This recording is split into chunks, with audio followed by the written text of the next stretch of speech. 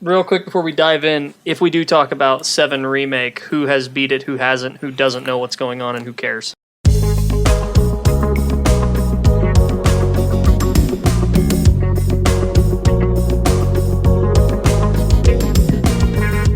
Hey, I'm Fingers. Yo, this is Vector.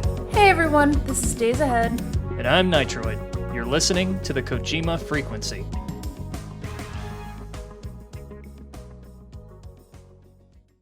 Final Fantasy VII is possibly my number 3 favorite game of all time.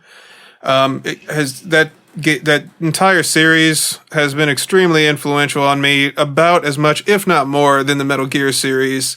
So, yeah, this FF7 remake was a really big deal for me. And after I finished the game, I did a complete rant to one of my friends who really, he's not into games at all, but I had to tell him, like, dude, that ending was complete ass in like a good way, though. It's hard to explain, but we'll get into that. Final Fantasy VII is not my favorite Final Fantasy, but I did grow up playing it, and the remake, man, this game does some stuff. It does. I think I said this to you guys earlier, but when they first started this promotional campaign for the remake, I had a sort of inkling that they were up to something, because that name, Final Fantasy VII Remake, is so uncanny that it seems like less of a description and more of some sort of like a coy comment on what they're up to.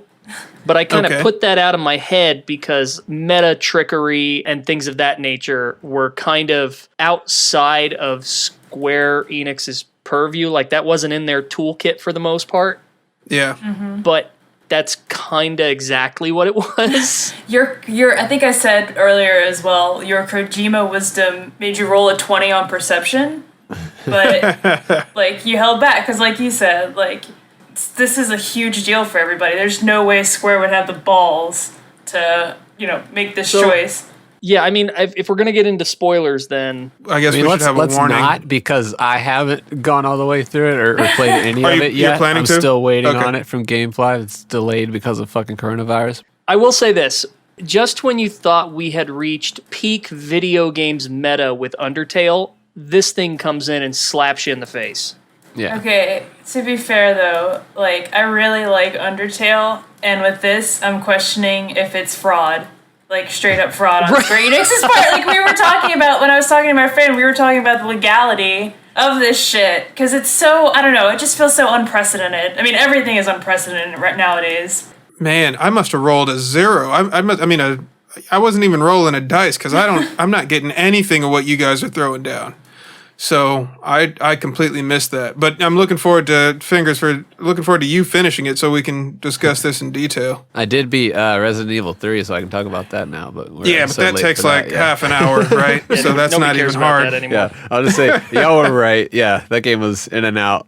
I didn't even get to play Resistance. I couldn't connect to the server. I have one comment about Resident Evil 3. So I accrued some Amazon gift cards so that I could buy an RTX card before everybody bought one with their stimulus checks.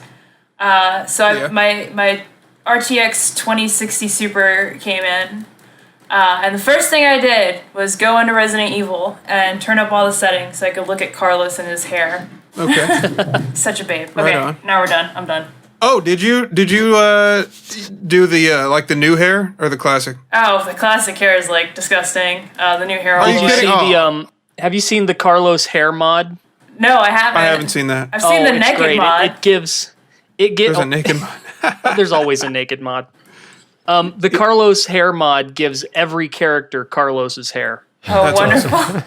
and it's great because Jill looks like an 80s mom with it. It's amazing. It's gonna burn up some graphics cards. So man. much beautiful strands. Somebody say strands? I'm a big fan of the replace Nemesis with Thomas the Tank Engine mod. That's a pretty good one. That's a good one. I played with classic Carlos hair because, this game didn't pander to fans of the original as much as 2 did.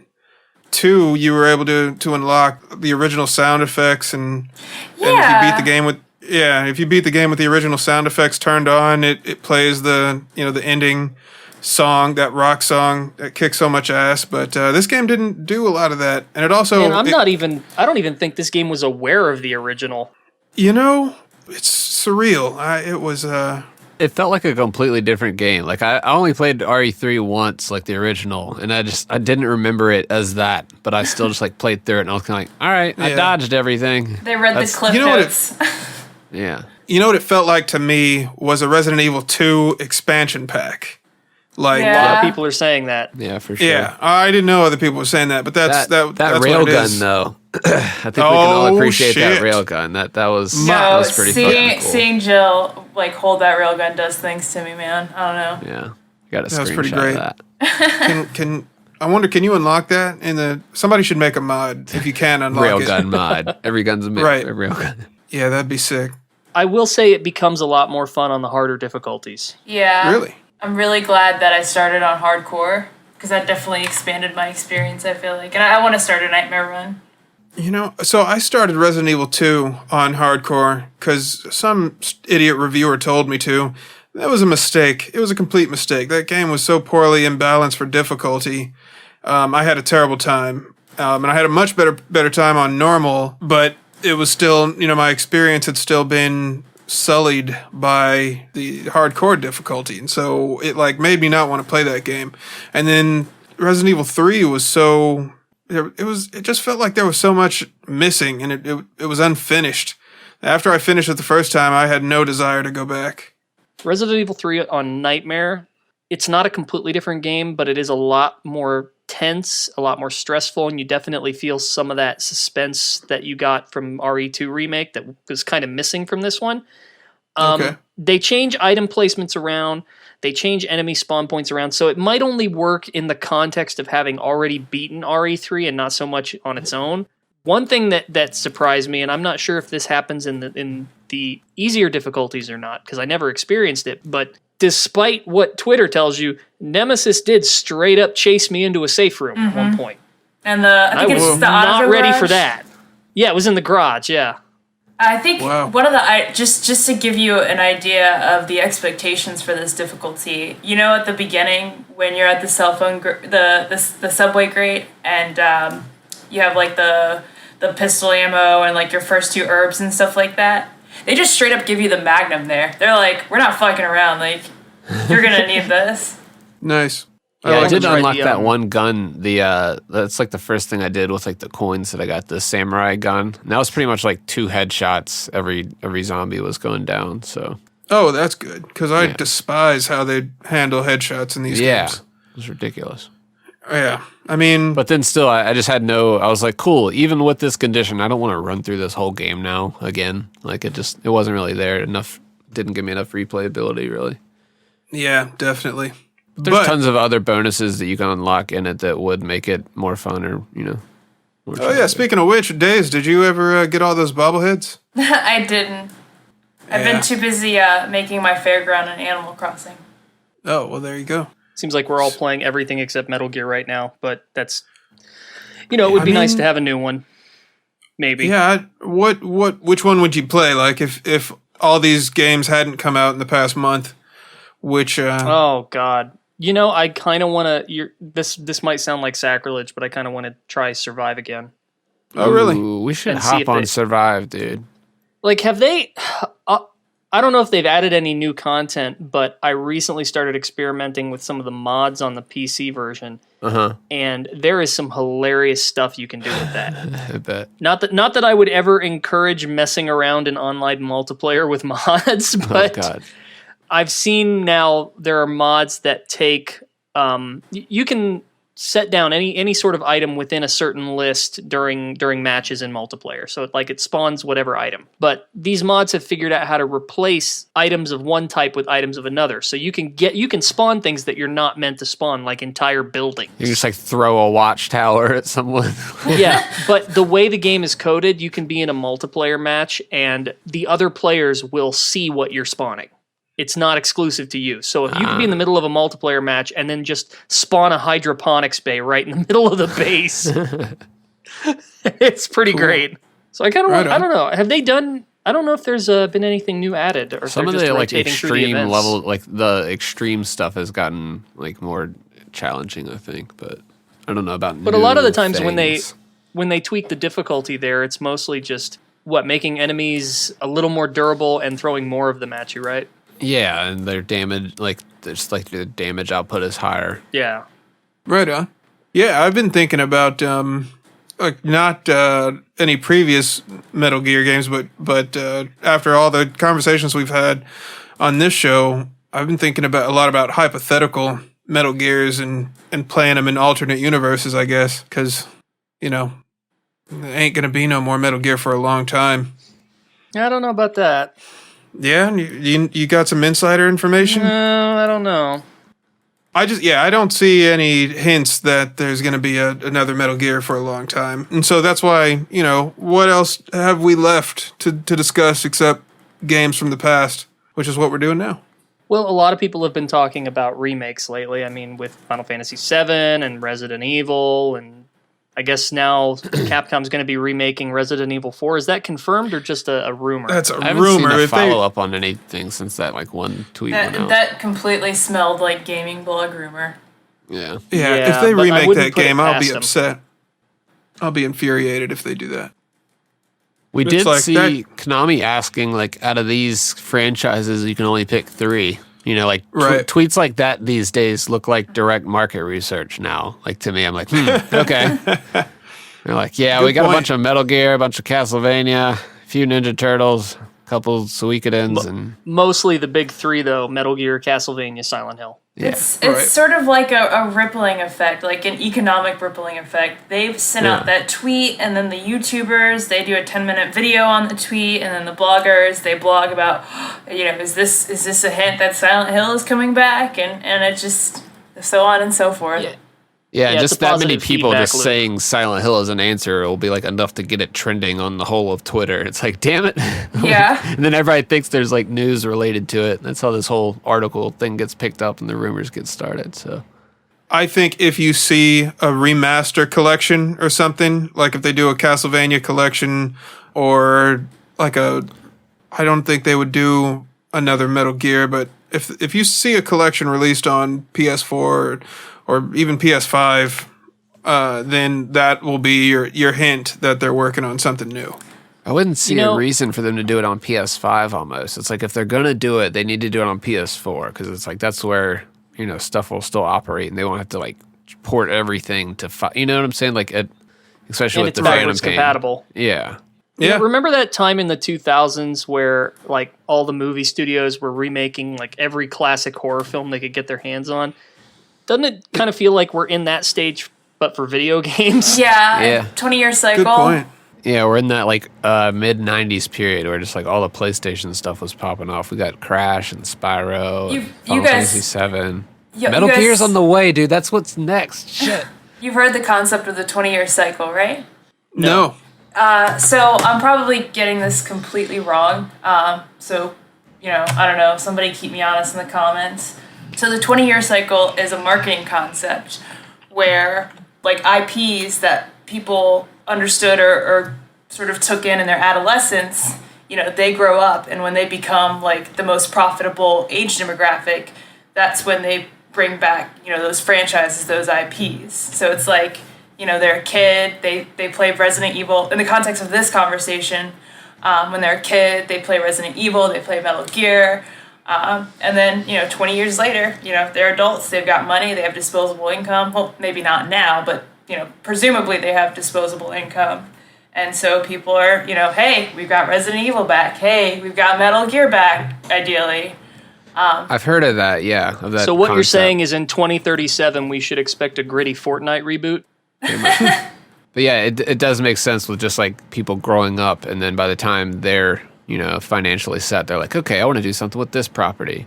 People that are 10 years older, even that are running the studios, and that's what kind of chops it down and takes away some of that like fan integrity. It's like, man, I wish it was like Michael Bay shouldn't have done Ninja Turtles. Like he's too old to do Ninja Turtles. That wasn't like his shit when he was a kid. Right.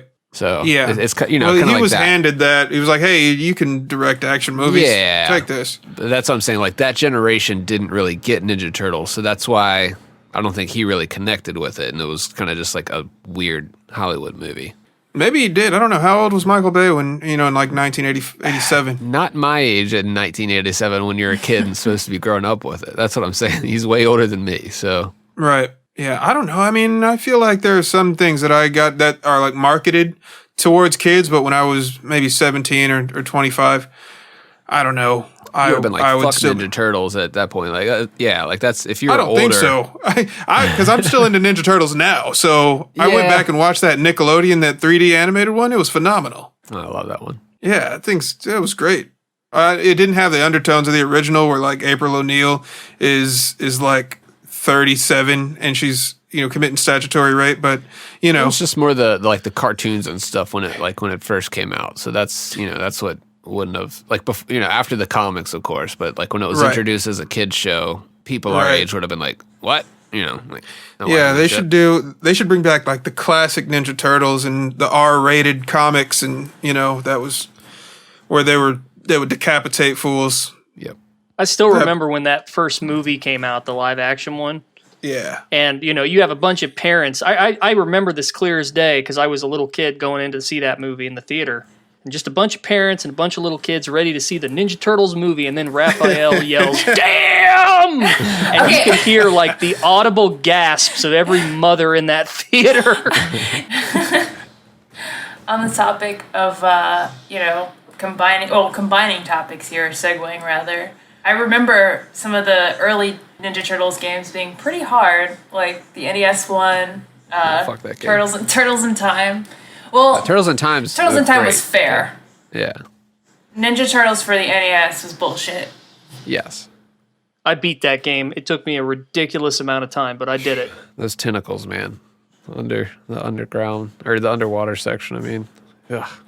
It's those last two levels, man. The one where you're in the enemy base, but the base itself migrates from like pipe to pipe, so you have to get lucky and catch it. It's so ridiculous. That would turn me off from playing the game. But I never had an NES growing up. I was a Genesis kid. Oh, you were one of those kids. Yeah. I had a Genesis, but I only had Sonic 2. I didn't really get into games until I had a PlayStation. And it was Metal Gear Solid that got me into games, because once I finished that, I'm like, okay, what else can these game things do? Yeah. But, man, that's quite the standard to start at. Yeah, well, that's what led me to just. It was actually my dad. He it was a demo disc that me and Was my it friend. the Pizza Hut demo disc? No. It was the blue one, It was right? it was one of the jam packs that had a trailer for Resident Evil 2, and in the trailer it has the scene where the giant crocodile comes out, and and me and my friend, we saw it and we're like, holy shit, that was the craziest thing ever. He showed me Resident Evil Director's Cut, and scared the crap out of us because we were 7 and 8 at the time. We're like, we're not supposed to be playing this. This is awesome. And so then we saw Resident Evil 2, and we saw that giant crocodile, and it was like one of the most mind-bending things my 7-year-old mind had ever seen, and so that's what led to me getting into that series. So when I finally had a chance to play it, it was. I didn't know what the hell I was doing, and so I would watch my dad play it, and and he became a huge fan of the series and Medal of Honor and Die Hard trilogy, and he would just sit there. Yeah, he would just sit there and playing games for hours, and I would watch him. And then as a kid, I would play games with cheat codes. If a game didn't have cheat codes, I wouldn't play it because I just didn't have the manual dexterity to try and sit there when I could be watching cartoons. Why am I going to waste my time doing the same thing over and over when Animaniacs is coming on at 5? I was going to ask, did you have a Game Shark or a Game Genie? My friend did, and that was cool, but no, I couldn't afford that. So it was just looking online at school, like cheats.com or Cheat Code Central. All those websites. GameFAQs was my number one. Yeah, they were my guys. And then here's another crazy thing that happened through GameFAQs. Because the Metal Gear series has never had any sort of cheat codes. I mean, like real ones. You can do the Konami code and it does an Easter egg, but there's no like 30 lives cheat or anything like that. And so, I was just looking for secrets through GameFAQs one day, and I discovered this like fanfic writing group, and it was, it was like this choose your own adventure type deal where, someone would write a funny story, and then at the end, people would vote on what happened next in the story. And you could, you'd carry on where the last person left off if they hadn't posted in a while. It was amazing. And that like increased my level of enjoyment in the series, and, made me feel like I was a part of this community, which is eventually what led to me talking to you guys on this podcast. So, Oh, shucks. I don't Pretty know. awesome. That just took me down a rabbit hole of memories. So having grown up with Metal Gear Solid 1 and having seen the state of modern remakes, where do you think we're headed? Yeah, good question. This is probably like unpopular opinion, but I kind of hope that if they do a remake, they do throw in something that kind of changes the canon, or like is meta, like Final Fantasy VII is doing. Here's the thing: they already kind of did that. It was called Metal Gear Solid 2. Yeah, I was about to say that. I mean, yeah. Good point. Be more specific though for people that might not Do be it following. in shadow mode. Like me. It's like Metal Gear Solid 2 is essentially a stealth remake of MGS1, but not in a traditional sense. It follows the same story beats in it. The whole thing is kind of like an examination and a criticism of sequels, in a sense. So right. It looks at the expectations that people had about MGS2 following MGS1, flips them on their head, and says, maybe wanting to be Solid Snake isn't the best thing in the world. Right. I wasn't really prepared for this. So, but it is sort of. Here's the thing about Metal Gear: from Metal Gear 1 up through Metal Gear Solid 2, it's been kind of repeating the same story beats over and over again. Yeah, well, Well, I mean, have you seen the documentary, or like if you've read Hero with a Thousand Faces? All stories are pretty much the same. It's like every story is a reskin of the story that came before. Yeah. It's just MGS2 did it, but with a wink. Like, okay, let me give you a really funny example. Okay, I'm going to describe a story, and I want you to tell me what it is. The first thing that comes to your mind. Okay, you ready? All right. Okay. I kind of know where this is going, but yeah. Okay, so you have these 3 kids that attend this magical school. Yeah, and there's an archetype. There's a loudmouth kid. There's a dark silent type, and there's this girl who's obviously the know-it-all. And they attend this magical school, and they got to fight a bad guy who fights with snake magic. Okay, what story is that? Oh gosh, I mean, I don't want to say the obvious answer because I know there's going to be something else. Look, you don't have to be shady about this podcast, man. I'm just kidding. The obvious answer is obviously Harry Potter, but there's going to be other. Well, no, I just described Naruto. See, I never watched Naruto. Yeah, but it's the same. It's the same story. And I got out of anime around Inuyasha, so. Okay, all right. I don't blame you. I missed that train. Yeah, you're lucky. But I understand your point. Is like there are story tropes and archetypes that people follow because that is a proven. The plot beats are proven to work on people. Isn't there like 7 story types or something like? Yeah, I mean that's the premise behind the monomyth. I mean, how many people have adapted that? Exactly. So, and I think that someone recently did they tracked Snake's hero's journey, which I thought was interesting. Because for a lot of people, it's hard to really put together what the hero's journey of those stories are, especially when you connect each of the games. It's also so broad, though, that you could attach it to anything. I mean, I don't. A lot of the time when people are writing these stories and they match up, I don't think it's being done with that conscious intent of I'm going to take the monomyth and adapt it to this thing I have in mind. It's just these are common tropes that we all sort of share in common as sort of like call it collective consciousness, whatever you want to say. It's part of the culture. It's like what Plinkett says. You might have not realized it, but your brain did. Just subconscious. Right. And so, what's going on there? The point of the monomyth is that, essentially the way stories work is ingrained into our DNA now. So if you tell a story that resonates with people, it's going to follow the beats of the monomyth. So, it's kind of like, it's similar to horoscopes in a way where I was just going to mention that. Mm-hmm. Yeah, it will fit any person. Yeah, it's like cold reading. Right. Yeah, absolutely. So, if I think what's funny is that MGS2, it's like, of course it's going to follow the same beats as Metal Gear Solid. It's a story, but then it calls attention to itself. It breaks the fourth wall again, and it's like, oh, did you notice how everything was the same? We did that on purpose. Right. So it's either very clever or very dumb, depending on your perspective. Right. But here's what worries me with regards to a remake of Metal Gear Solid, and I'll use Final Fantasy VII as an example without getting too much into it. But Final Fantasy VII and just generally any older source material that gets revisited. So more recent stuff you could say is like Star Wars and Star Trek and all that. Yeah. This stuff was written in a very self-contained way, but just that seems to be lost now. So now that everything's become over time very culturally blended,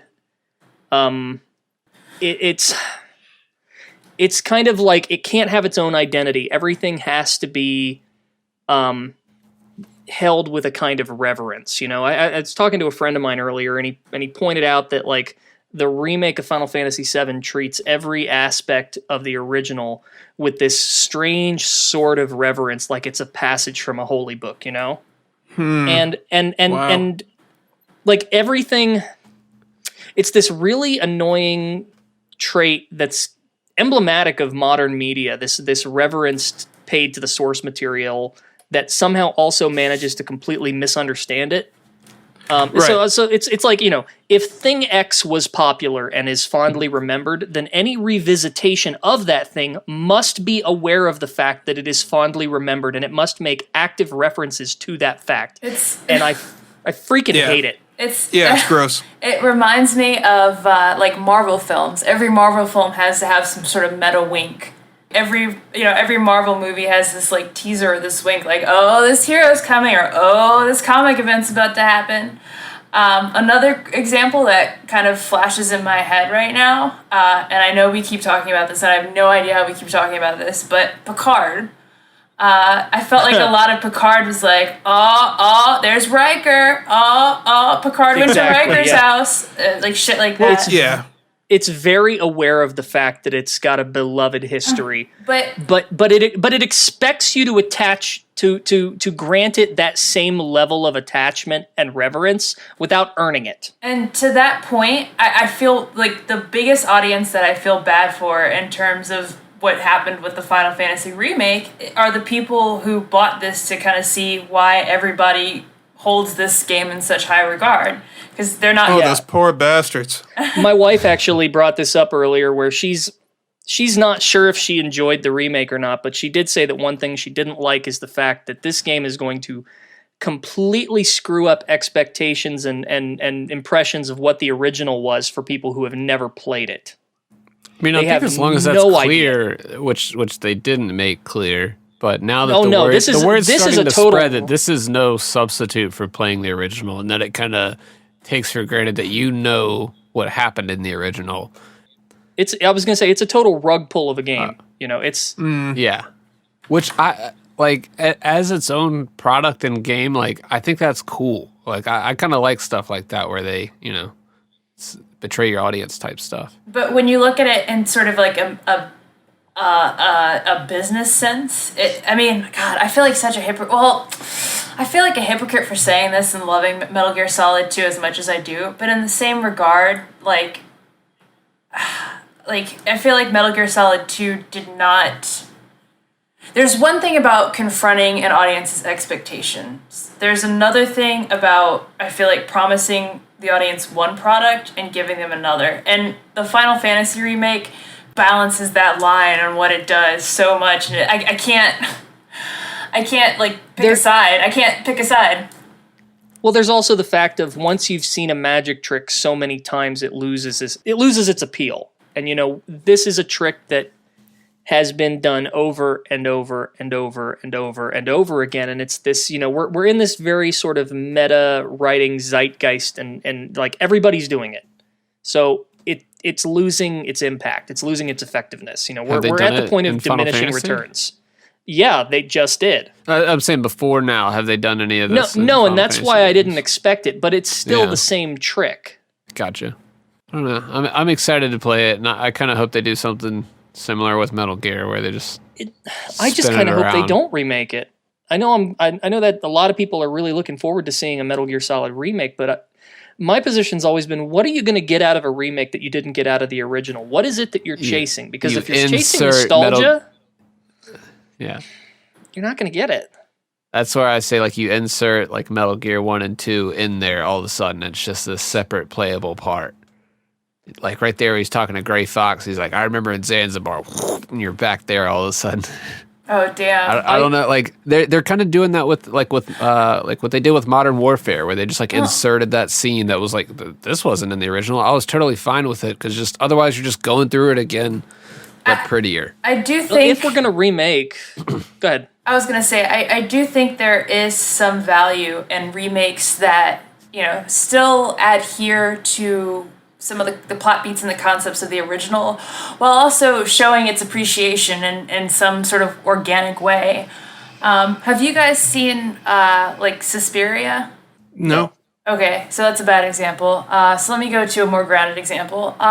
You know, I know that we're a bit divisive on this, but Resident Evil 2, I felt like was an example of this, where, yeah, you know, some content was cut, and yes, it's a totally different... It's a remake in a sense that it's a totally different, you know, concept, but it still adheres to the beats while also appreciating some of the concepts and ideas from the original game. Well, that's where Final Fantasy VII Remake succeeds, when it doesn't deviate and it just expands on what was already there. Exactly, right. Yeah. Like, and oh, sorry, go ahead. I was just going to say, if you can do that for Metal Gear, then maybe you'd have something. But the nature of Metal Gear has always been meta to a degree. So how can you do I hate to kind of deviate from what you were saying, but how can you do a remake of Metal Gear Solid 1 without treading ground that Metal Gear Solid 2 has already covered? You would have to change the story completely. And what's crazy is that FF7 Remake, it does cover all the same beats as the original. I mean, somebody said that like disc 1 is only 5 hours of the game, which could be true, but I mean of the original game. And so, you know, this remake, it actively changes the canon, I feel. Like if you watch Advent Children, you know, there are things that happen that are like after the events that have happened in this remake, I don't see them taking place in the same way that they did in that movie. It's hard to go into this in too much detail without spoiling it, but it's like the vaguest way I can put it is that Final Fantasy VII Remake is about Final Fantasy VII Remake. Okay, so if they do that with Metal Gear Solid, you know, then you have Metal Gear Solid 2. Here's my question, though. Okay, so here's my question. Is, you know, you ask, you know, what could they do with the meta-narrative? I say, why does it need to have a meta-narrative? Like, I get that we're talking about how that's a trend right now, but going back to the Resident Evil 2 example, like, I feel like they did have, you know, maybe a wink or nod to the original, but they were able to create a remake without making it too, you know, meta or too high concept. And, maybe that could be something that they could consider for a Metal Gear Solid remake. One example I was thinking about is Mr. X. Mr. X in the original game is only like a bonus in the B run. I don't know if you guys ever did like the B runs and the A runs in the original. Yeah. And in the remake, like he's in both scenarios. Not that the scenario's that much different, but he's in both scenarios and he's this huge deal. So to that example, I could see somebody remaking Metal Gear and a smaller aspect or concept of the game that might have been. Hold on, guys. Cool, we're back. All right, cool. Where was I? Oh yeah. So back to with that example of Mr. X, I wonder if somebody competent, granted, was able to remake Metal Gear Solid. Maybe they could extrapolate certain concepts of the original game and show their appreciation by putting it in the modern age. Like what? I guess now in that case, I'll pose a question to you guys. If we were to remake Metal Gear, what would be the Mr. X in a sense that what would be something that might have been a smaller aspect of Metal Gear that becomes like this huge fan appreciation, this trademark of the conceptual remake? I've got two answers for you. Good question. One that I'm not sure I would personally like, but it seems like the obvious answer would be more encounters with the ninja. Oh. Having him be a recurring element. Maybe like a stalker? Yeah. Okay. The second one is actually one I borrowed from a friend of mine, and he's thought about this a lot, and like, if you were ever going to remake Metal Gear Solid, what would you do to it? And the answer he would give is Shadow Moses itself. Expand it out to an island. Actually show it as not just a linear path of, building to building to building to building to end, but actually have it kind of more of like a sprawling facility. Wow. Okay, yeah. I like that. And that's a great example of sort of what I'm talking about, because Shadow Moses, I felt, was a little underappreciated in the greater picture. I think the atmosphere of Metal Gear Solid 1 is unprecedented. So if somebody could recreate that in a next-gen fashion, oh my god. But I wonder, too, how much of that atmosphere is because of the PS1 era, of that style of game. I can't help but feel like if you remade it, you're going to yank a core component of its identity straight out. I mean, atmosphere-wise in Twin Snakes, just like the environments and stuff, they, as long as you're not... I didn't like it. Yeah. It felt too clean. Gotcha. Yeah, whereas Metal Gear Solid 1, I appreciate it for its very like rustic industrial look. To that point, one game that I am concerned about in terms of remakes is another Konami game, Silent Hill 1. I feel like that in particular really kind of excels with its PS1 graphics. So if anyone was able to remake it, I feel like they take so much away from it. Well, technically, they kind of did. Oh yeah. And I stretch technically because did you play Shattered Memories? Oh yeah, I totally forgot about Shattered Memories. And not to spoil it, so if you don't want to know the twist, here, I remember. Skip ahead, I played it. I remember. Yeah, Shattered Memories isn't so much a remake of Silent Hill 1 like they said it was. It was more of like a stealth sequel. That was almost more. It was almost more of a remake of Silent Hill 3, wasn't it? Yeah, it focused a little more on Heather and how she's sort of handling the events. And that's an example of this trope, for lack of a better word, done right. You didn't feel annoyed by the rug pull. It was done really well. I hear very little negative about Shattered Memories. It's also very good at implementing gameplay into the story and the narrative. I really enjoyed, even though it was very... The raw shocks?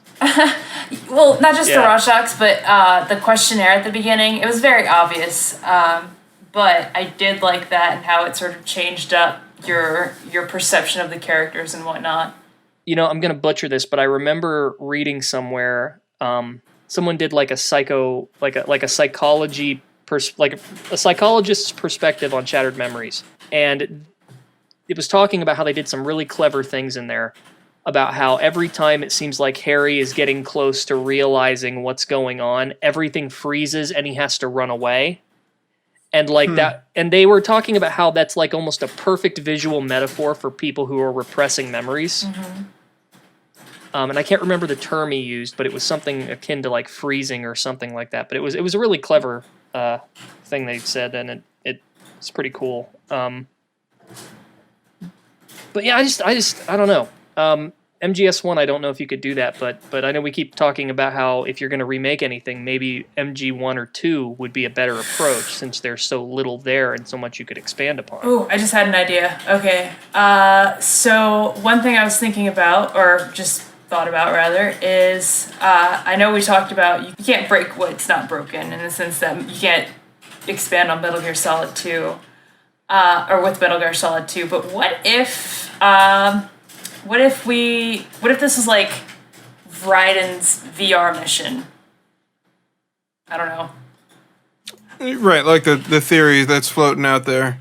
I think was that Game Theorist that went into detail on that? I know that it's a theory about like twin snakes, but what if in the remake, if we have to do this sort of pull the rug over your head, you start off as Snake, and then at the end, you take off the VR gear or whatever, and AI kernel congratulates you.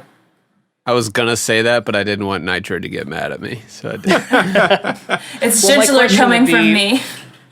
What would be the? I don't want to sound like a jerk putting it this way, but what would be the point of that? Like, what narrative purpose does that serve other than gotcha? I mean, Right. Raiden even talks about doing the VR training and being familiar, so it's kind of... It kind of reminds me of like, okay, so we talked a little bit before a while back about the Metal Gear Solid movie and how odds are that's going to incorporate elements from all over the franchise into some sort of amalgamation. It's going to be kind of a Metal Gear mutant of sorts, right? Greatest hits. And I've been thinking about that for a while. Like I'm hopeful that the movie would be smart enough to do this, but if you're going to make a Metal Gear Solid movie, it almost has to be about the fact that it's a Metal Gear Solid movie adaptation in a roundabout way. It has to be aware of the fact that it's adapting something well-known and existing, and it's not being done by the same person. Like, that has to be your meta-narrative.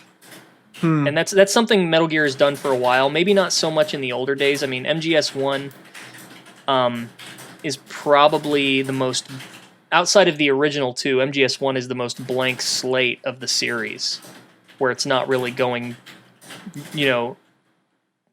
it's not getting too recursive about what it's talking about. It's the most straight-faced.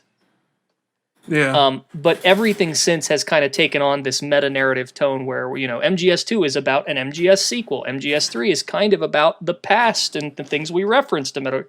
MGS4 is about being tired of Metal Gear. MGS5 is about the end of Metal Gear. Like, that's kind of the loop we've gotten in. So is that, here's a better question. Is that element necessary to make a good Metal Gear game? Hell the fuck no. And bleep that out if you have to. I don't know what the target demo for this is. No, absolutely not. I wasn't going to elaborate. I think that's ridiculous. I think it's ridiculous that subtext is even there in the first place, because that doesn't... Your first time playing through the game, you're not even going to notice that until possibly years later when Digital Foundry or somebody does a video about it. Or Super Bunny Hop. Because that wasn't what I was looking for when I was playing those games. So it wasn't on my mind like, oh, what's the meta narrative here? I was only concerned about the actual narrative. So is it necessary to tell that story? No, because I don't think it enhances or detracts from my enjoyment of what I've already played, knowing what I know now. That's just me, though. But to that point, I would think that the best approach, if we had to approach it, is just like Resident Evil 2 in particular, just sort of still adhering to the basic principles of the game and the basic themes, while also taking out concepts that people enjoyed and making them greater. What about the graphic novel storylines? You guys read those or play them? Yeah. Like the yeah. Ashley Wood, I think her name was. Wait, say that again. Ashley Wood, I think the artist. The art, yeah. Yeah. Well, so in the graphic novel version of MGS2, it starts off with Raiden running the Shadow Moses simulation, and he breaks Liquid's neck, and then it's like, mission complete. All right, you did it. And so it's kind of like, it starts off and you see Solid Snake and you see Liquid and they're fighting off on top of Rex, and then Liquid throws a punch and Snake comes up in front, he gets him in a headlock, and you just see his neck in a different place than where it's supposed to be. And then it has like a crunch sound effect on the page, and you're like, holy shit, wait a minute, that didn't happen. And it fades away and you see Raiden. And it starts off and you're kind of thinking, is this an alternate history, or what direction is this graphic novel going? But the graphic novel is non-canon, but it also is the only officially licensed piece of Metal Gear media anywhere that acknowledges that Ocelot's parentage outside. I mean, the fact that him being the son of the Sorrow could be what allowed Liquid to take over his mind. Obviously, that got retconned, but it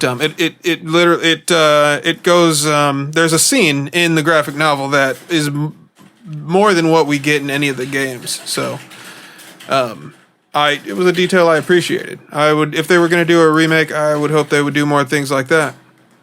Yeah, that carnival scene in the Raymond Benson novel was pretty nuts with Psycho Mantis.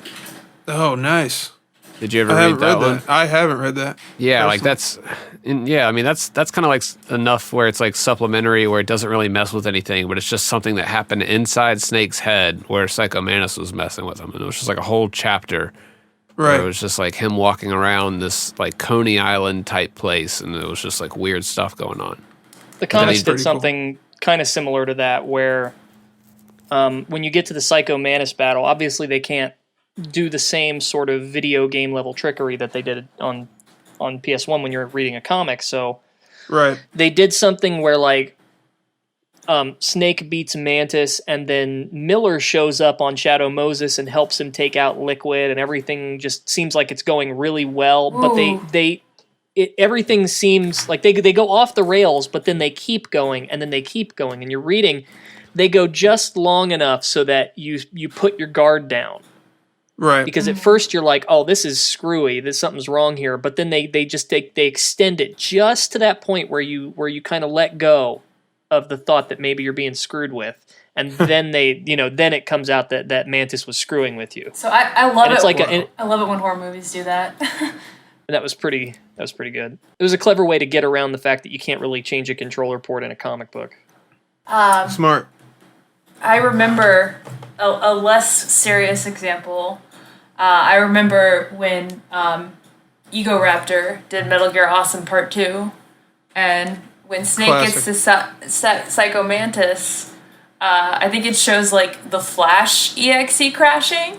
And then it cuts back to Psycho Mantis. And this was back when it was, Metal Gear Awesome and all the Ego Raptor cartoons were still on Newgrounds and shit like that. So right. I wonder if, going back to taking concepts of originals and sort of appreciating them in the modern age, like, I know they did this in Metal Gear Solid 4, but if they made a Metal Gear Solid remake for PlayStation 4 or PlayStation 5, what could they achieve in terms of, like, a Psycho Mantis fight? They could do some weird stuff with your phone. Like, you put your phone number in, like maybe he calls you, and he's That's going to depend on the PS5 hardware in part, Oh, yeah. You could do a companion app. They do. I was going to say, they do have a companion app. Right. I think you could put the codec, or not the, just like the Soliton radar and stuff, all on the phone. I wouldn't want that personally. I bet they would get rid of the radar if they do a modern day remake, and they'd replace it with other gadgets, because the reason why the radar existed in the old games, because it wasn't there after 2, and that was because of the limited Camera perspective. system. Yeah, Yeah. the cameras. It was the camera system, and you needed that to be able to see your environment. But MGS5 didn't have a radar because it was back it's in just the clutter. 60s, and they didn't have that kind of stuff.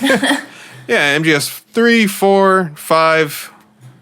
What 3 had? You had the radar. I mean, it was like a sonar, right? Yeah, the AP sensor and Worthless. Just complete waste of inventory space. especially on higher difficulties. Yeah. So unless they retain that, overhead camera system, the top-down camera system, they obviously won't, because why would they? Yeah, it really just, I guess it all comes down to just balance. Like that is something, like if you have your solitone radar and you have their perspective and you have a 3D camera, it's like you always know where they are. Like that's like just too much information at once. Right. With the little ping system, what was that called in MGS3, where it would like see life forms, like the, you could like, I think it was the sonar. That was the motion. It was the sonar. Yeah. Yeah.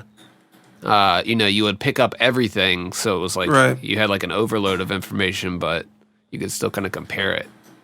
That's just going to be something they're going to have to figure out, I guess, with the remake if they do it. I'm just worried that there's going to be a lot of tone misinterpretation. I think that's going to happen regardless. Did you play the This is something I will talk about with a friend of mine from time to time. But did you play the Shadow of the Colossus remake? Yeah. For better or worse. Yeah, I think Days already kind of gets where I'm going with this.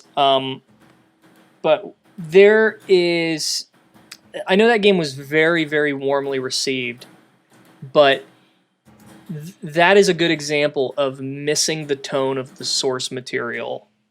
And the physics, but I digress. Yeah. That's less offensive, in my opinion.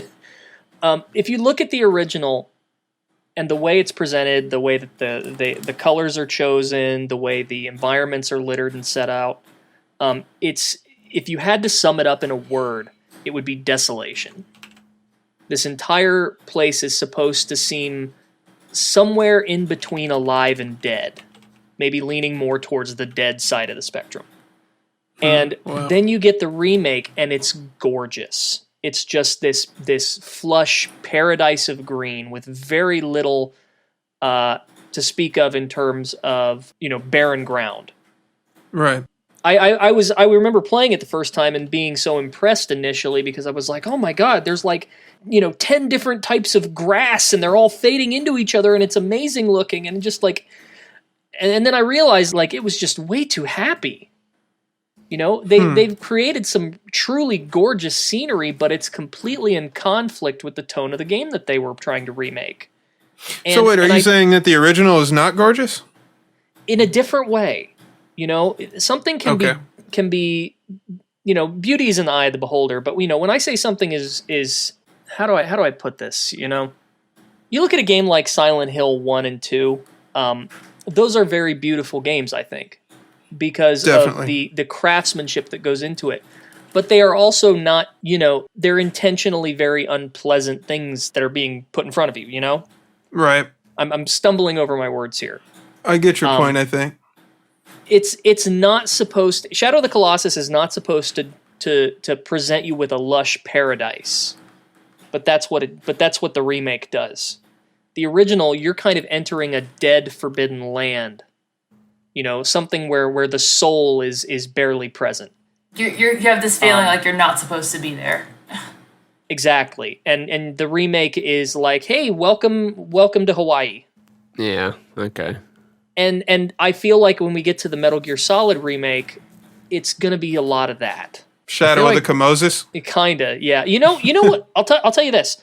When it comes to remakes, I think that a remake of Metal Gear Solid 3 would be a better idea. I mean, I'm kind of anti-remake in general, with the exception of maybe the first Resident Evil remake, which is darn near perfect. Yeah. But if you're going to remake a Metal Gear Solid game, I think MGS3 would suffer the least, because it's not so much a game that was of a time, it was a game about a time. I agree. So it lends itself more to interpretation. Does that kind of make sense? No, it makes complete sense. Yeah. I think you guys have probably seen the videos by Warp Gazer. It's Aramis Brosdell on Twitter. But I really like his remake ideas and the pitches he's kind of thrown out there. He's done in like the Unreal Engine. Have you guys seen those? Which ones are those? I posted them in chat. Were those the Metal Gear Solid 2 Unreal Engine ones? Yeah, he did it on the bridge, and then he did the whole intro of Metal Gear Solid, I think like last year or 2 years ago. He's an incredibly talented guy, Yeah. and it's amazing what he's made, but I think that's another perfect example of missing the tone. Yeah?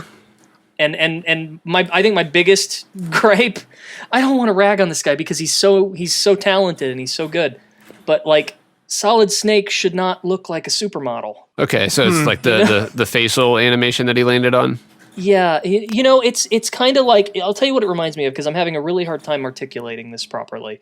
But have you ever seen those videos of like, The Legend of Zelda Ocarina of Time remade in Unreal Engine, and it's got this, that's what it reminds me of, this like really weird, uncanny, overly detailed thing that lacks personality but looks really, really clear. Okay, so to that point, I think a perfect metaphor for it, for Nintendo fans in particular, is those, Mario 64 Castle and Unreal 4 engine versus like the Super Mario 64 world in Odyssey. And I realized that the Odyssey example obviously has like actual gameplay and you actually collect stars there. But you can see little details and touches that they used to adhere to the source, but also, implemented some modern touches to it. It's got personality. They've integrated it into the tone of Odyssey. Yeah, and I hate to be one of those people who's like soul versus soulless, because I think that concept is silly.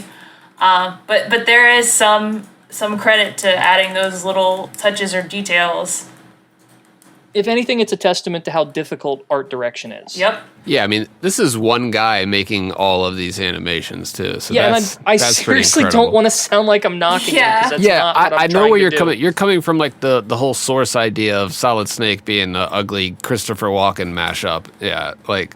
I'm rewatching. But now he's out there the looking like remake Chris intro. Evans, and you're like, damn it, no. I'm not seeing that. Where do you see a supermodel anywhere? He He's got, posted like, this some separate perfect pictures. Oh, okay. I haven't seen that. like, I can get those up.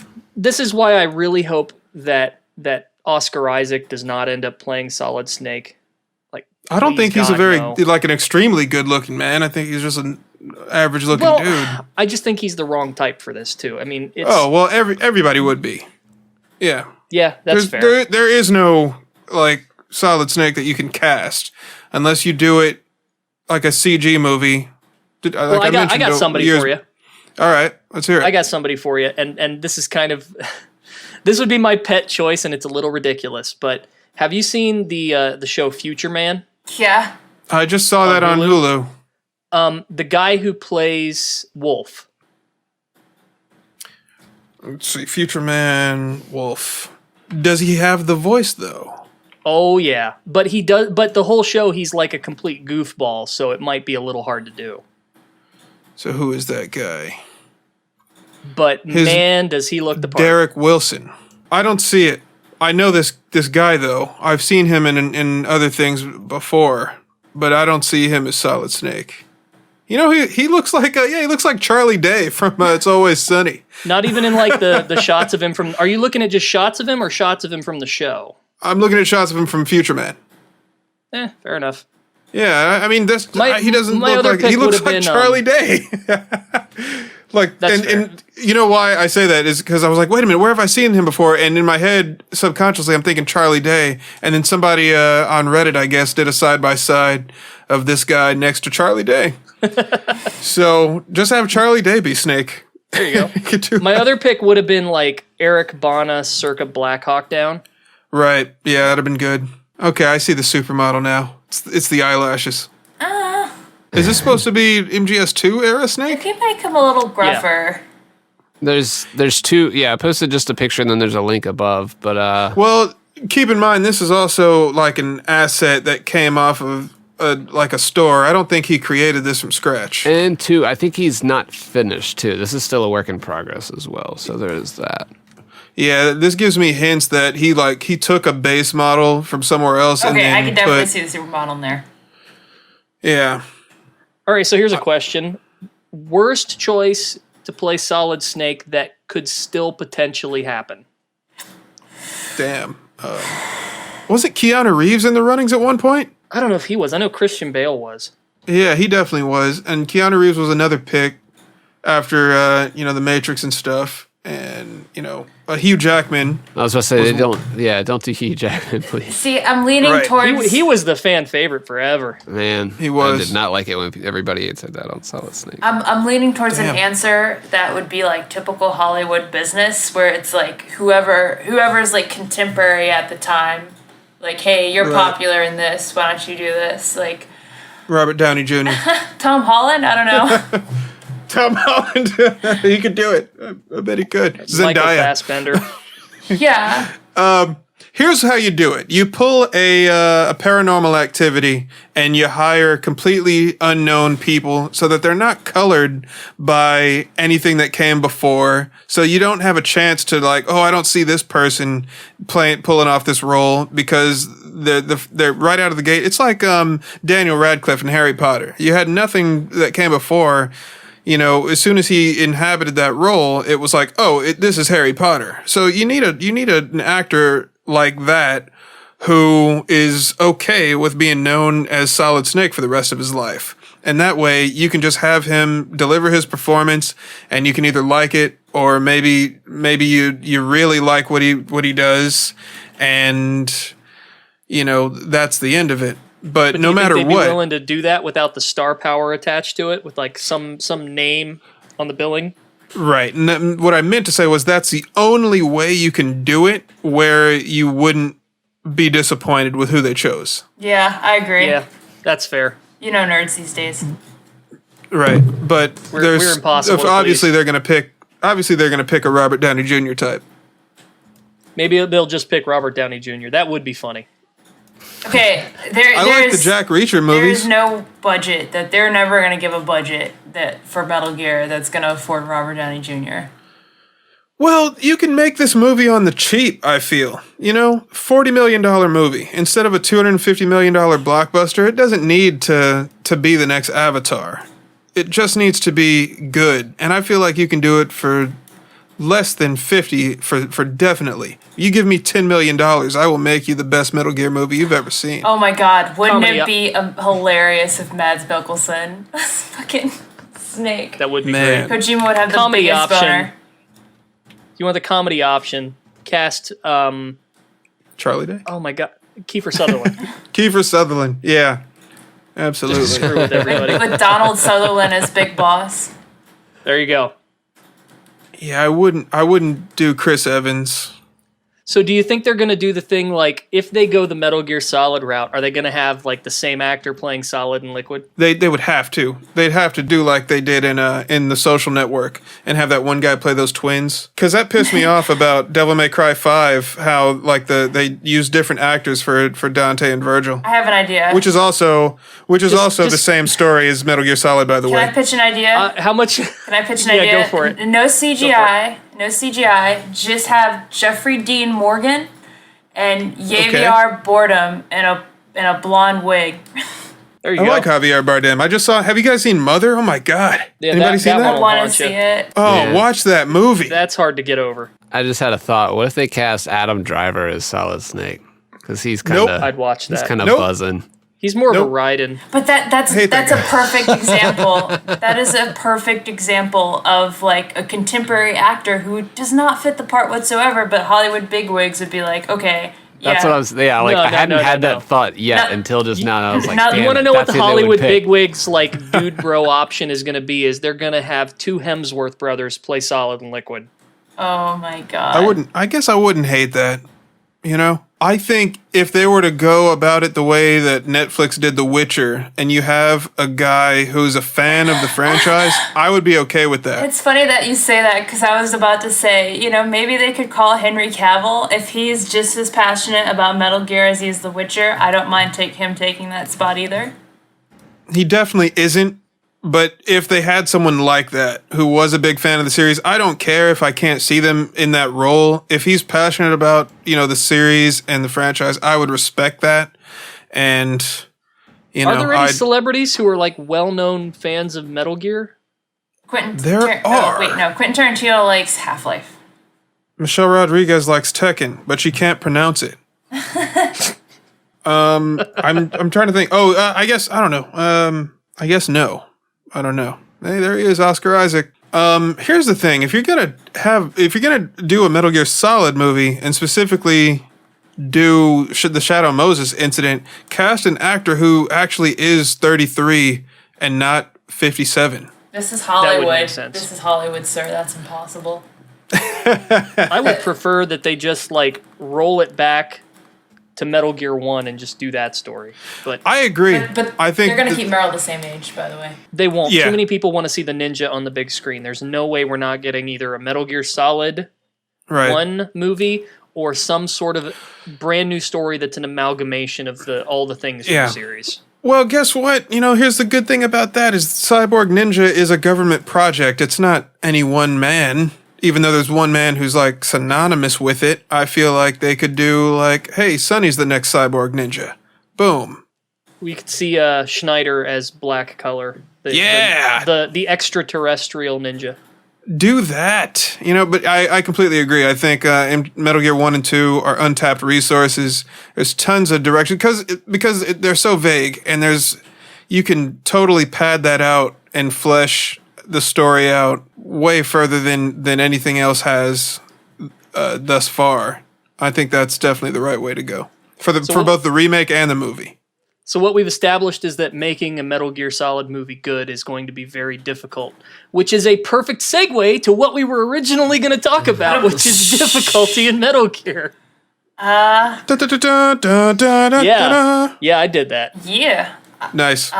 So yeah, well, to give you guys a little bit of context, going back to Vector's story about his dad getting him back into video games, what inspired me to do this topic or bring up this topic was one thing that me and my father did growing up was actually get the big boss ranks on the games. And while, it was a little more of like 60-40, 70-30 in the effort, it was very fond memory. Even the shit that was like completely ridiculous. So I figured we could maybe discuss a little bit about that. I put together a list of, concepts or topics about difficulty, including but not limited to bullshit parts that I'd like to rant about. But yeah, I figured we could at least touch on the difficulty. So what is the most bullshit part, in your opinion? Well, it depends on the game. I made a list of each bullshit part on each game. The only thing I could remember that was really bullshit in the first game was it wasn't even bullshit. I can understand why they did this in extreme mode. But man, the hardest part about getting Big Boss is the liquid fight. Because definitely. On top of Rex, if you guys don't know, on top of Rex, on the previous difficulties, easy through hard, if you get knocked over, you just I think it's like you tap a button while he's trying to step on your toes and you get back up. Yeah. In extreme, if he kicks you off the edge, that's it, game over. And that gave us a few weeks of trouble. Yeah. Honestly. Also, doing that fight without continuing, it's not easy it wasn't easy for me at all. Nope. Because you have less time to do it. So I wouldn't have a problem getting his health down, but you have 30 less seconds if he goes right into the cutscene, because the timer starts counting down in the middle of the cutscene. But if you continue the fight after dying or after Meryl blows up, you get another 30 seconds. So that's what made it bullshit for me, was the fact that I didn't have enough time. That is one thing that sucks about big boss runs is the amount of time that the time limit and the continue limit. Which is 0, right? No continues, right? Correct. Yeah. Fuck that. Yeah, no continues, my friend. But Did you guys, Fingers, Nitroid, did you guys ever try to do big boss runs, or? No, because I like knew I didn't want to commit that much time to figuring out a speed run or like like the most efficient way to do it. I've never really liked doing that with games. That's not what I do. Right. Yeah. I did it with 4, but only because you get weapons for doing so. Yeah. And I wanted to collect all the guns. I'll play on higher difficulties, but I just normally like if it requires me like having a a no kill run or like a no sight run. I'm just like not there for that really. I'm like I'll get frustrated and turn it off. Not like Right. And I know that like stuff like that takes practice and getting back to it, but I'm just like nah. Yeah. I've done 1, 2, and 3. 3 was Foxhound. I have not done 4 yet. I'm putting that off. I know 4 the chase scene is pretty tough to pull off. That's a nightmare. Yeah, and that's like when I just know things like that are out there. I'm just like, nah, I'm good. When it gets, Go I ahead. was gonna say, when it gets to a point where you're not learning to get better at the game, you're just learning how to cheese the game. You have to start questioning, if it's worth it. The bullshit part of Metal Gear Solid 2's run, assuming you're not playing on the HD collection, would be the when Solidus is choking you on top of Arsenal I did put that on the European list. Extreme. Yeah, it goes on forever, doesn't it? Yeah, I mean, you'll What's the, damn if near you don't break mind me your arm trying to do asking, that. what's the difference on the remake? Because I never big bossed the remake. In the HD remaster, it's easier. They like cut the time into like a third. Oh, wow. Yeah. Well, Truly. Which is a change I actually think is a good idea, because if you're gonna get It's screwed just by way the too one, much. Yeah. God. yeah, and I'm pretty good at button mashing, but man, that one is a nightmare. Yeah, like I had a lot of people complain about the Peace Walker horse one, and I'm just like, what? Like, or not the horse. I'm sorry, the electrocution stuff with Strangelove. They were like saying that they couldn't get through that, and I'm just like, man, You fucking kids. You ever seen don't how they know. censored y'all didn't that go scene through in the Japan? trenches like we did. Have you ever seen how that scene was censored in the Japanese version of Peace Walker? Wasn't it like tickling? They're laughing rods. They make you laugh. They don't actually shock you. It's kind of Wow. hilarious. On the note of Metal Gear Solid 2, I feel like the fight against the Rays feels like a fucking Souls game. And I know everybody says things are like Souls games nowadays, but that required like frame perfect movement, if I recall correctly. I love that fight, and it is entirely up to you not screwing up. Yup. You've got to take advantage of. I love that maneuver. You have to learn it so fast. That maneuver with the stinger, where like when you start the game, you just lock onto the stinger, and you wait for the missile to hit to confirm your hit. But then you learn like the technique of like quick drawing the stinger, and by the time you're at Metal Gear Solid 2 European Extreme, you have to do like a fucking kickflip roll and then pull out your stinger, get that lock on, and then as soon as you shoot that missile, like you have no time to wait for that missile to confirm. You have to quick unequip and then get the fuck out of there, otherwise you're dead. Yeah, and it helps when you learn that you can fire and then aim after the fact. Mm-hmm. Wow. I never did any of that. And it's funny because oh, sorry, go ahead.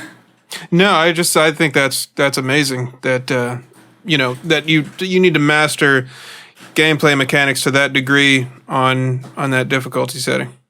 Because I never felt like I had to master mechanics, and it was more about memorizing guard layouts. When I was trying to collect all the dog tags, that's probably the hardest thing that I attempted to do in the Metal Gear series. Was doing that on higher difficulties, and with all the having to just go through that while you have multiple people. I think the hardest room, the room that comes to mind, is the crew quarters section of the tanker chapter. On normal mode, there's like 10 guards right before you go to the bridge to see Olga talking on the walkie-talkie.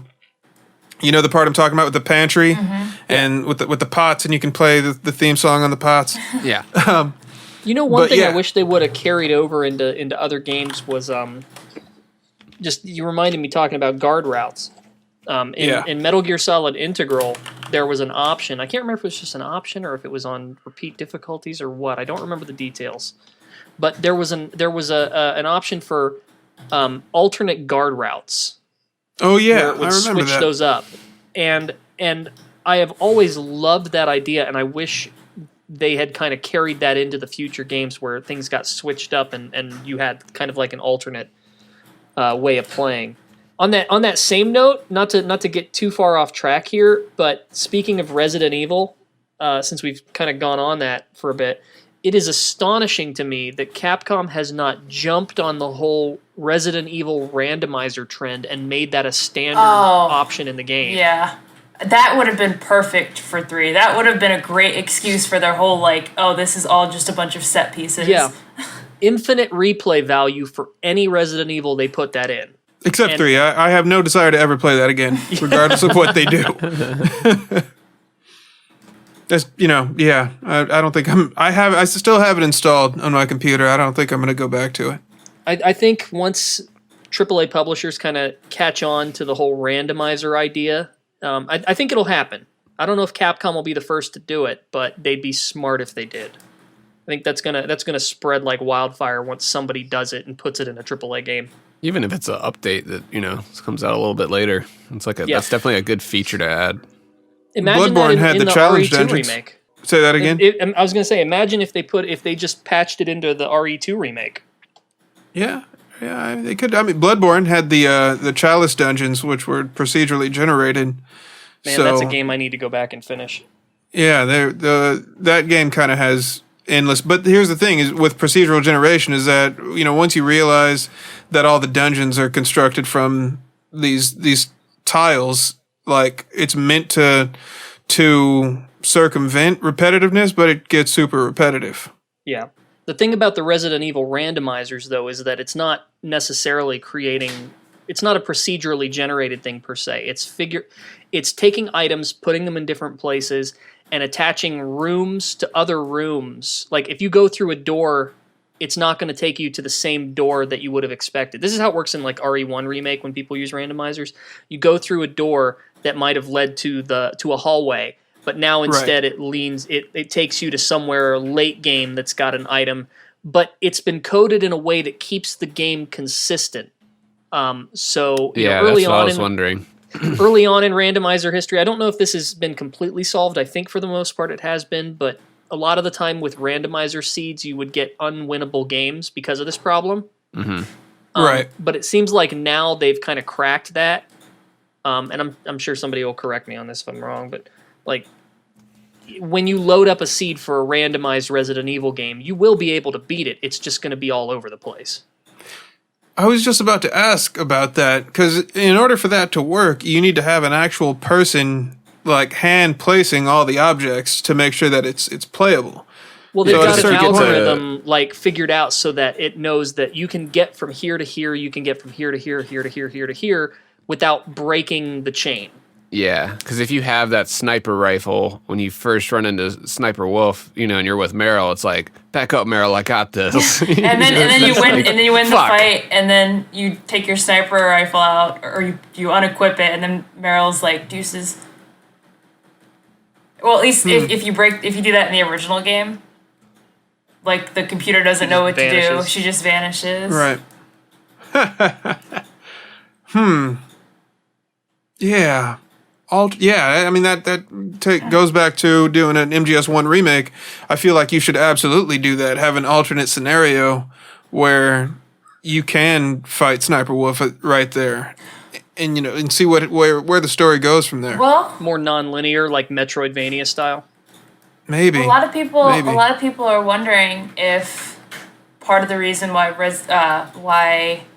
Final Fantasy Remake kind of diverges why it does is because they don't want Aerith to die, or they want to. Okay. Whoa. Because in order to discuss that, we would have to spoil it for fingers. And I don't know. I'm pretty aware of the devices that they're using in this game. I know about those, like the black hooded figures kind of being something tied in with fate, and I don't want to get too into it either. Just for the viewer's sake. Yeah. We will talk about that though, so Yeah. make sure to write some notes. Sorry, I won't. We got to come back to I'm it. not gonna spoil anything, but Days, my wife and I were having almost an identical discussion to this, where we were like, I was never a big fan of Aerith before, but this version of her is so much more charismatic. Like, she's a total goofball and way more relatable as a character. And we're both thinking like, there's no way they're gonna they're not gonna have the nuts to kill this version of Aerith off. Yeah, I didn't have any attachment to her in the PS1 version. I don't know what it was. I was just like, she's kind of a weak party member. I don't know. Like, I get that she heals a lot, but her limits, I don't know. She's amazing. I'd rather this time swap around. her out for somebody else right now. Wow, so once again, just me. I'm the only one that hates her. Again. The new version? Yeah, she sucks. She always has the least HP. Her all right, healing wind is good, but she takes a buttload of damage. I feel like enemies were specifically targeting her in my playthrough. I don't know what it was, but it's she always just I spent so much time reviving her and Tifa. That's why I didn't like her in the original. She was just like a weak character. I don't know. I might have just like played it wrong, but she always died on my ass. Improved as Aerith may be, in this house we stand Cloud and Tifa. Yeah. Oh God, I'm all for that. I didn't sign up for this podcast to play Waifu Wars. Can I tell you my pet theory about why they're going this route for FF7 Remake? It's non-spoiler. This is just my Go for it. personal belief. This company has been so apprehensive about remaking this game for so long that I kind of feel like they don't know how to do it. And this is their way of getting out of doing a straight remake. Yeah. I think This is a get out of jail free card. I think I mentioned it earlier. I was like, this feels like they didn't know what to do. They realized how much risk is involved continuing this series, and they pretty much did like Springtime with Hitler. If you were Springtime for Hitler. Springtime for Hitler, like the producers, and they're like, if people get pissed off and divisive about this, then like, there's less of an expectation for us to follow through. Wow. Maybe, I don't know. I also kind of feel like, man, this is how Tetsuya Nomura does his writing now. I mean, a lot of people are joking like this is more of a Kingdom Hearts game than a Final Fantasy VII remake. Oh yeah, Yeah, I was gonna say that because you fight, nothing. Yeah, you don't fight anything. I didn't say shit. We're not going to talk about that. I didn't say a goddamn thing. I- Did you get to the honeybee in part? Oh yeah, that was, man. They did not hold back on that. Fingers, have you played it? No, I'm still waiting Okay. on my copy to get Oh, here. that's right. You haven't played it at all. No. I won't say for what some the reason line I is, thought- but I'm kind of just like read up on it, so. Okay. I won't say what the line is. But Days, if you remember, when Tifa sees Cloud in a dress, what Cloud says in response to kind of end the conversation had me rolling. I haven't seen that, but I intend on getting the game. So Oh my Okay. God, it's Well, that's probably I know what the you're part of the talking game about. they've done the best. You know what I'm talking about? Yeah, I do. Yeah, but Could not breathe. dang it, Fingers, play the damn game. Hey, man, Yes, I'm waiting. we can talk about it. I have 2. Do I need to give you one? I mean, shit. I mean, 2-4. I'll send Yeah, it I know. back. I really have 2 because Amazon, they had the freeze on delivering stuff. So That's, that's pretty much what, like, Gamefly just hasn't gotten their copies yet because of some delay or something. So then Right. they have it set to April 30th is when they're getting it. So then from there, they'll send Right. it. I don't know. Oh, right on. Yeah. I had to buy it digitally and I spent the weekend playing it. It was, yeah, I can't wait to talk about it. It was a lot of fun in a torturous kind of way. I like the battle system a lot, though. It's like they've learned from every bad thing they did in 15.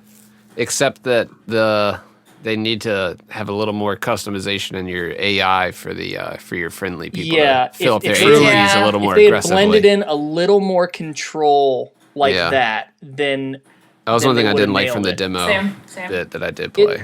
I'll tell you this: the demo doesn't really communicate the breadth of the battle system very well because Yeah. it really does open up over the course of the game. The problem is that the game is so on rails that it never really has room to breathe. and you can never really see how far this goes. But I spent an inordinate amount of time customizing my materia in this game. I mean, that's the point. I did the same exact thing in the original. I was very disappointed to find that they had gotten rid of the all materia. It's there. It's called something else. Yeah. It's like Magnify or something. No, that's not it. It's just, it's not the same. It essentially is. It's not the same, but they. Oh, it's AOE versus just like everything. Yeah. Right. No. I know what you mean. I miss the days of Final Fantasy VI where you could just hit that R button. Amen. Yeah, and just spread it. 6 is my favorite, so I feel that. 6 is my favorite. I was talking to a buddy about that earlier. It's like, that's one that if they remade, it would be like too big to take on just because of how many characters it is and just like, it's just, but if they did, they could split it right in the middle, right at the World of Ruin, and just call it 2 games from there. See, I'm the weirdo whose favorite is 8. Nothing wrong I don't with think that. that's weird at all. You know what? It's funny because people are saying that 8 should have been the one that they did this. Yes. Timey Yes. Well, I don't know. It would have been more thematically relevant for 8. I'll give it that. Yeah. We got to stop talking about this game because I'm gonna just fingers. Why haven't you played it? This is all your fault. Let's go back to Explain the logistics of the situation. Is Sephiroth trying to achieve time compression? Oh my god! So difficulty in the series has always been a contentious subject for many people. Speaking of which, like the reason why there's a European extreme is because for the longest time Europe had an exclusive difficulty mode. I don't know why they did that. Was that because to make up for the fact that they got the game later? Yeah. Because the games usually release in North America first. Also, he Oddly. went through kind of an Anglophile phase there for a bit. Okay. Well, okay, so let's see. MGS 2 and 3 came out in the United States before Japan by like a couple days. Or like, no, actually, I think MGS 2 might have come out a month before MGS, or before it came out in Japan. It was like a long time. MGS 2, because of the success that MGS 1 had in America, Right. MGS 2 was released in America first. Yeah. And to apologize, Japan got the demo theater. Yeah, and Europe got the extra difficulty. That's ridiculous. And then when Substance rolled around, everything got included. Huh. But there's still such thing as a European extreme, which we eventually got in Substance. Mm-hmm. But and that's the one where what's unique about European extreme? It just if you cranks get caught, up everything. Yeah, it cranks up everything about extreme, except it mandatorily makes it so that if you get seen, the game's over. no radar either, right? Right. And Damn. to be completely frank, if you get caught in the game, you may as well have a game over because it's Right. fucking impossible to get out of that shit. It's Makes fun sense. though if you play on like harder. I can't remember what I think extreme is the highest difficulty that you can still continue to play after you've been caught on. Oh yeah, don't get me wrong, it's a blast like playing with the guards, messing with the AI. I'll tell you what. Yeah, but That shit helped me, and I'll stop cursing after this. That helped. Those skills helped me in Hitman. Manipulating AI helped me in Hitman, and it helped me in the Untitled Goose Game. And which I've still yet to play, and I've heard amazing things about. Yeah, my girlfriend downloaded it. She's enjoying it. That sounds awesome, but I am not playing MGS2 without a radar. No thanks. I wonder Yeah. how MGS2 would play with like Subsistence's camera built in. Oh man. Well, hey, in 10 years we'll have a remake and then you'll find out. The things that always got me with Metal Gear were like the collectible things, like the Karatans. dog tags. Like I would always miss one. It's the That one during one- the chase, motorcycle yeah. chase, Nope, yeah. got both of them. How do you do it? Because don't you have to replay it multiple times? Because you have to shoot each yeah. one 3 times. No, you only have to Whoa. shoot it once. Yeah, I was about to say it's only one shot. Well, But I was never those able to two hit during it. the chase are so freaking hard to hit. Yep. I mean, I Yeah. reloaded a bunch of times and got them, but then like when I hit the end, I just never got the the bonus for it or the achievement. So I was just like, guess I missed one of them. Yeah. And you never know which. Yeah, Not worth it. That's the same thing for the food achievement in Metal Gear Oh, Survive. yeah, eating all the- Like I have no list of like or a way to check off my. I even like made a list and I still didn't do it. Yeah, I have like a legit spreadsheet where I was tracking every single thing I ate. Yep. Did and you I ever still get don't it? have them all. No. Yeah, I think that trophy's bugged, but some people got it. I don't know. Ugh. Yep. Are there any trophies on there that require you to be online? I mean, the whole game requires you to be online, game doesn't is it? online. Yeah. I was gonna say. I'm all really of them. worried what's going to happen when they decide to take those servers down. I'm honestly astonished that Peace Walker's servers are still up. Yeah. When do you think that'll happen? I wonder. My prediction has been passed by about 3 years, man. Because they had this thing where they would leave up servers for like 2, 3, maybe 4 years max, and then they would cut it off. Right. And they did it with MGO1, MGO2, Portable Ops Plus, and then Peace Walker just kind of hung in there. It's really weird. And I don't know if that's because the PS3 is still considered kind of like an active ecosystem.